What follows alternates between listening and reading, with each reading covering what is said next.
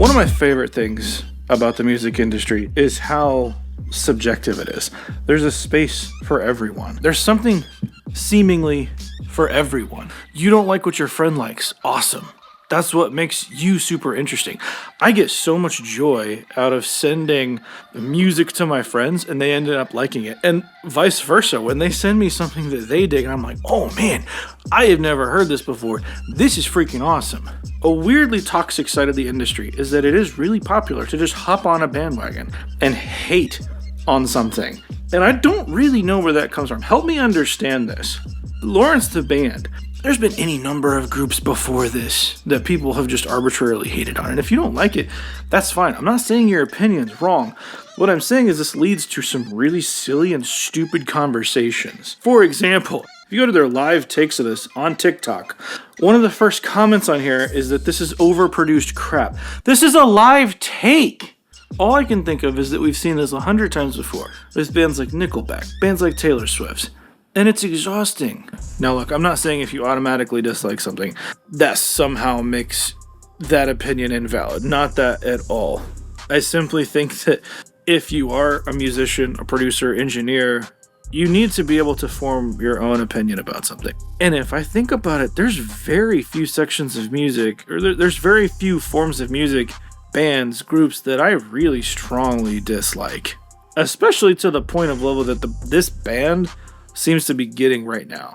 So if you're unaware of what's going on, here's the band I'm talking about.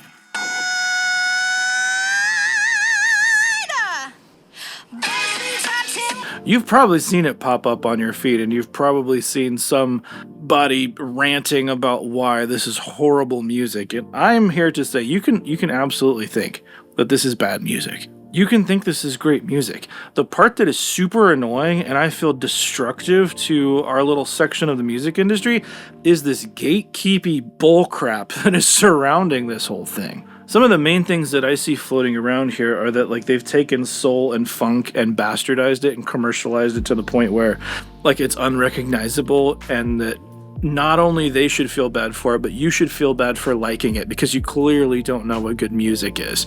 Allow me to interject. I don't claim to be an expert on soul and funk. I don't even claim to be an expert on music. This is what I do for a living. But I listen to stuff that I like. I listen to stuff that makes me feel something in the moment. Now, a lot of that is contextual. A lot of that is subjective. A lot of that is your background. So not everybody's going to even agree with that single opinion right there. But if your argument is that this has become over-commercialized, okay, well, I think about Stevie Wonder, Aretha Franklin, James Brown, Earth, Wind & Fire, Marvin Gaye, Curtis Mayfield. If these are the things that you like and you hold on to, then I'm sure there's others that you could go on and list forever. But if I'm thinking way back, that's kind of where my mind goes with the genre. So, okay, what has happened then?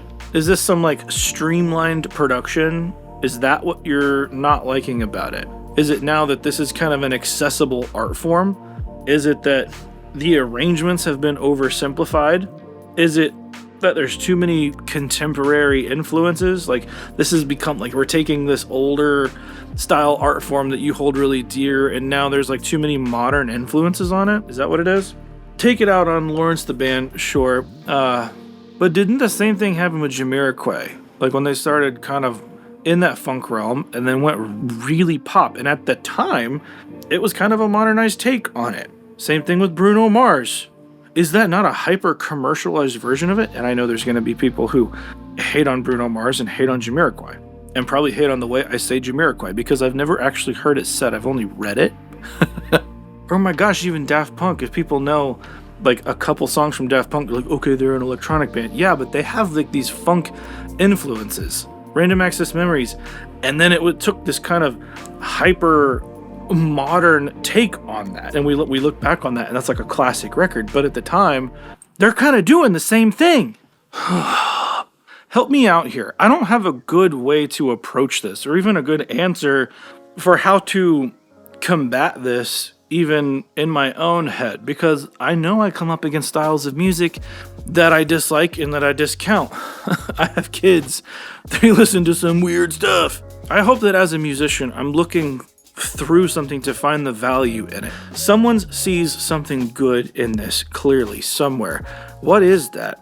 That simple exercise in empathy has taught me so much about music and gotten me into genres that I never would have gotten into. Seriously, like I used to listen to just metal and that was it. And if that's you, that's totally fine.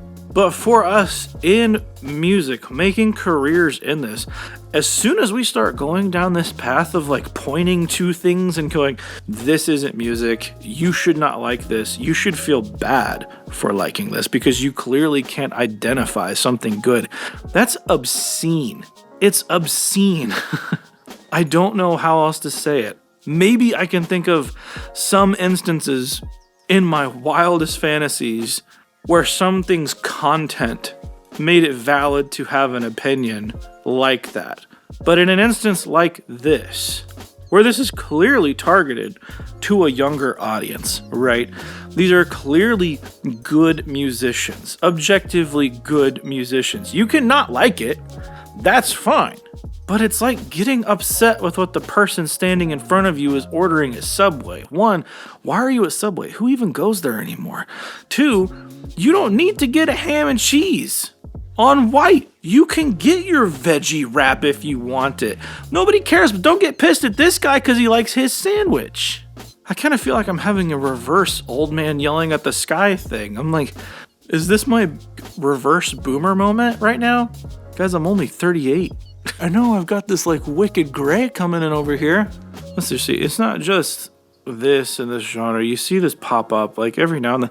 So many people want to talk crap about so many different styles of music, and it's exhausting. Like the music industry is very small, and you often find that those working in it and within it, and the ones who continue to get the gigs, are not people who talk like that. And the people who will toss you jobs are not folks that act like that. Don't get me wrong, there are those people within the industry, and there always will be. But the vast majority want to work with people who aren't like judgy assholes, I guess.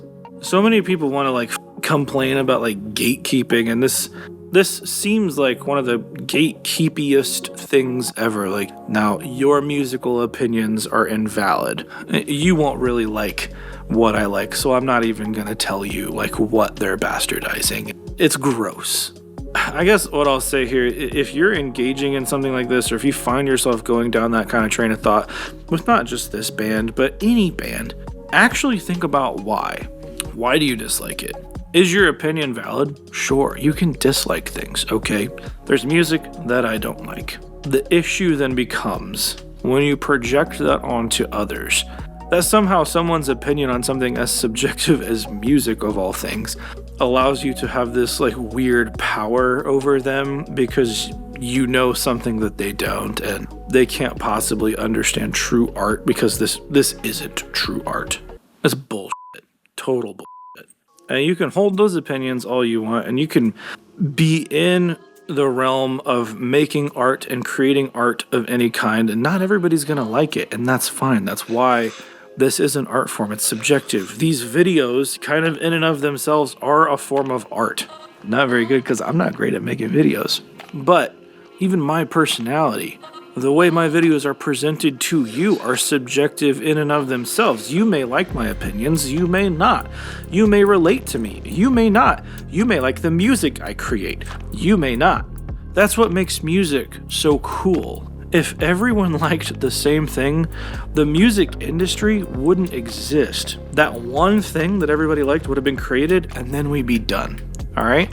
This is where we find value in the music industry, that there are other forms of the same thing that we can take and run with. Look at the metal scene. In one way, this is a good example. In another way, it is not.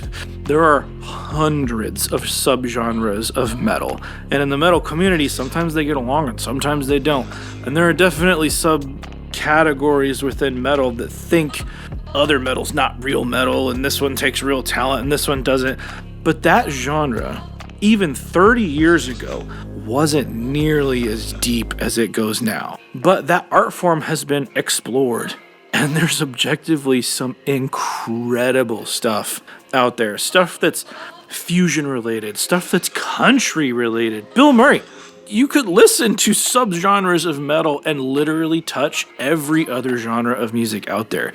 It's bonkers and it's beautiful, and that's what makes music awesome. So this gatekeeping bullcrap is exhausting. And if you are any form of professional with or within the music industry, you need to be careful about letting those types of thoughts into your head. As soon as your opinions about something become like a value perspective of consumers around you, you've missed the whole point of what music is. If you guys agree with me, hit the like button, subscribe if you want more of this. I'm gonna go listen to the song a few times just to piss you off. Sorry.